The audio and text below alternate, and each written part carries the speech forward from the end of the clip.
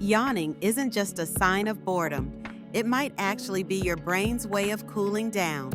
Studies show that when we yawn, we increase blood flow and draw in cooler air, helping to lower our brain temperature.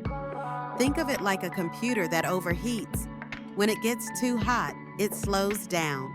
Researchers found that people yawn more in cooler environments and less when it's hot, suggesting yawning plays a role in thermoregulation. So, the next time you catch yourself yawning, remember, it could be your brain's clever way of staying sharp and efficient.